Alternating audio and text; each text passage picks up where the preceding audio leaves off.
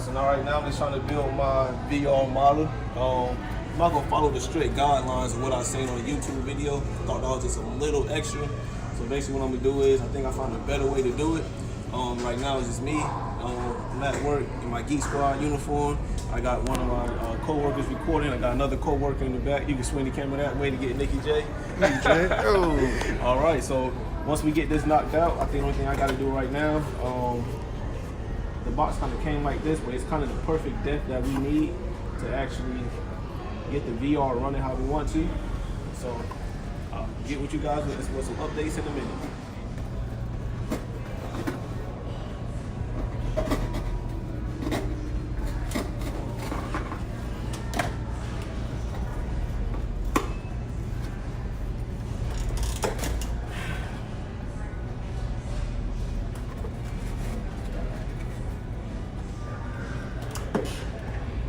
Perfect.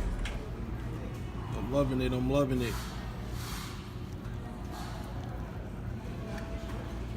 I just wish I had some straps to put on it, but I could deal with it holding it.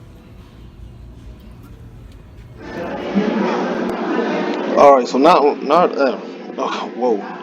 Right now what I'm doing is I'm just looking for the best apps that Google Cardboard has to offer. This is actually my second time scrolling through this list. I'm looking for something that's really going to stick out to me, but one of the first things that stuck out was definitely the Titans of Space. When it comes to virtual reality, for whatever reason, I always feel like I need to be in outer space. Kind of weird, but this is kind of a personal preference. Not a fan of the ocean. I guess I get vertigo, or motion sickness. Yeah, motion sickness is what it's called. I get that very easily. I think I'm gonna go with Star Wars as well. I've seen enough in New York in my lifetime. I don't really need to do a VR trip for that.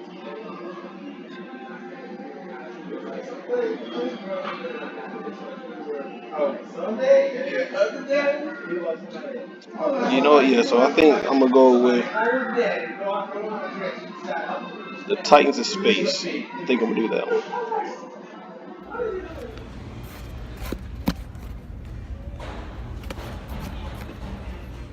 Yeah, man, I'm actually loving it. It's not the first time I dealt with virtual reality. However, it is the first time that I've dealt with making my own, I guess you would call it a holster, if you will, or head strap, or VR apparatus, whatever you want to call it.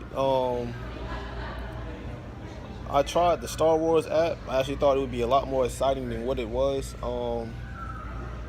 It's somewhat limited in what you could do. But like I said in the previous video, when I showed the top 25 apps that can be used on, well, top 25 apps for the Google Cardboard VR.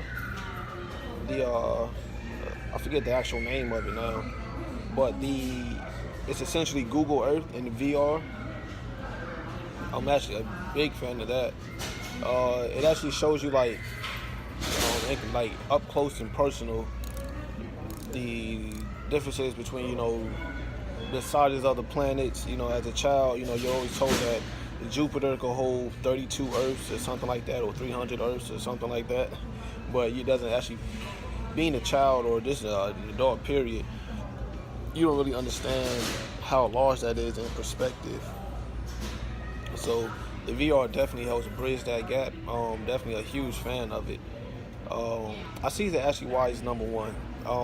I remember when Google Earth first launched. That was a very big thing as far as apps go, apps and GPS technology and things of that nature. So I guess the VR version of it would be what we're experiencing now. So I guess if it's not broke, don't fix it.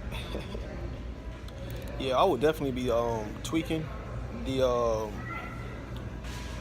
some more models of it, I guess you could say. I see online you can actually buy one of these. Okay, I dropped it. But you can actually buy one of the headsets for like $25. I kind of taste the experience how to actually making the headset itself. You're kind of cheating yourself. It was actually kind of fun. I will be bringing it home. I do have little brothers and sisters that I will be bringing it home to.